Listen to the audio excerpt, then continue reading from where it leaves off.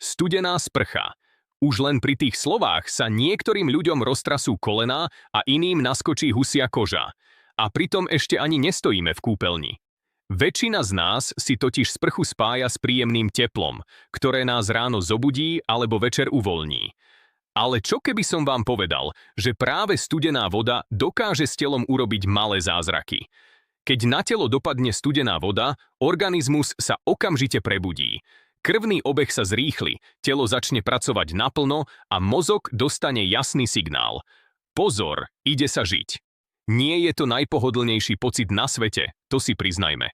Prvé sekundy bývajú asi také príjemné, ako keď ráno zazvoní budík v pondelok, ale práve v tom je ten trik.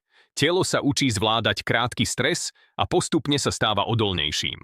Studená sprcha má pritom viac výhod, než by sa mohlo zdať. Pomáha zlepšiť krvný obeh, podporuje imunitu a mnohí ľudia tvrdia, že po nej majú viac energie ako po silnej káve. A to je dobrá správa, najmä pre tých, ktorí ráno vyzerajú ako zombie hľadajúce kávovar. Ďalšou zaujímavou vecou je, že studená voda môže zlepšiť náladu.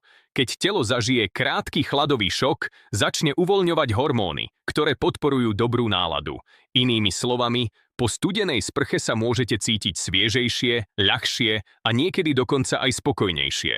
Je to, ako by ste svojmu telu povedali: neboj sa, zvládneme to. A telo odpovie: dobre, ale na budúce aspoň o 1 stupeň teplejšie. Samozrejme, nikto nehovorí, že musíte hneď skočiť pod ľadovú vodu ako otužilci v zime. Začať sa dá veľmi jednoducho. Najprv sa osprchujte teplou vodou a na konci skúste na pár sekúnd pustiť studenú. Postupne môžete čas predlžovať. Telo si zvykne rýchlejšie, než by ste čakali. Mnohí ľudia hovoria, že najťažší je práve ten prvý krok – otočiť kohútik na studenú. Potom už ide všetko jednoduchšie. A možno po pár dňoch zistíte, že sa na ten osviežujúci pocit dokonca začnete tešiť. Aj keď, priznajme si, slovo tešiť je v tomto prípade trochu odvážne. Studená sprcha teda nie je len výstrelok otužilcov alebo športovcov.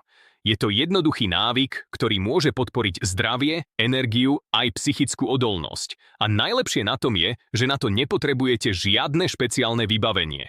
Stačí sprcha, trocha odvahy a možno aj hlboký nádych pred tým, než otočíte kohútik. A kto vie? Možno práve zajtra ráno zistíte, že ten najlepší spôsob, ako prebudiť telo aj hlavu, nie je káva, ale pár sekúnd studenej vody. A ak pritom trochu poskočíte, nebojte sa. To je úplne normálne. Vaše telo vám len pripomína, že je živé.